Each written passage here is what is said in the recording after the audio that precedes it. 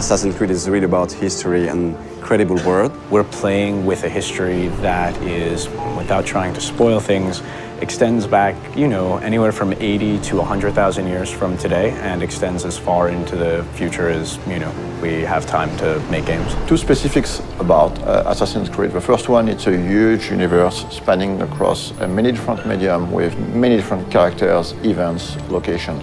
The second one is the community. The community on Assassin's Creed is extremely knowledgeable about this universe and also has very high expectation about what's coming next in terms of story. So putting all these things together, we realized it was time to fit everything into one reliable source of information. Actually, it really has been a back and forth process between the encyclopedia writers and the games writers to make sure that all the content of the book, of the encyclopedia, is really accurate. Well, we start by going through all the data, and then we would decide on what articles we wanted to do. And once we had that settled, we would write down a brief description of the article, send it out to the external writers, who would then return the full content to us. The best part about this project was adding new content.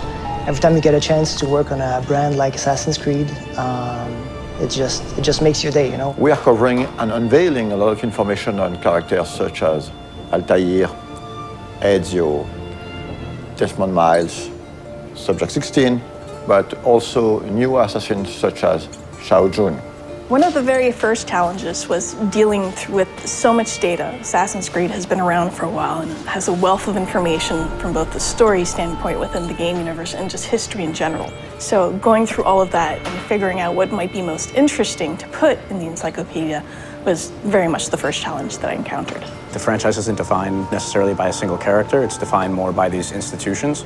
So we have the option of moving in and out of different historical periods, different geographical locations, different individual important events throughout human history. And so we have a wide variety of options, a lot of different material that we can mine for ideas and stories. Imagine this project as a huge puzzle with thousands of different pieces involving a lot of different people. We have tools to track all the narrative threads that we're creating. So we have database, we have Bibles, we have some visual guidelines. So my main role is to make sure everything fits together. So what we did was we tried to match specific kinds of content to writers whom we knew or figured would be interested in writing that kind of stuff. Some of the biggest experts on Assassin's Creed are actually within the community. So when the time came to start writing the encyclopedia, we realized it would be very good to try to seek one writers coming from the community. So I heard about the job writing for the encyclopedia on the UB Workshop website,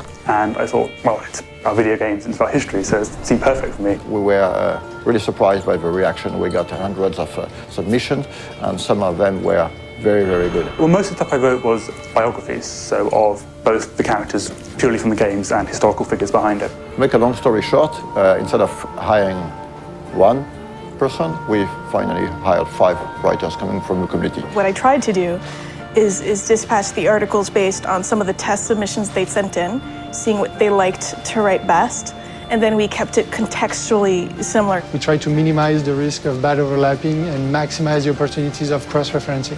As for the design aspect of the encyclopedia, we worked with a local agency called Double Echo.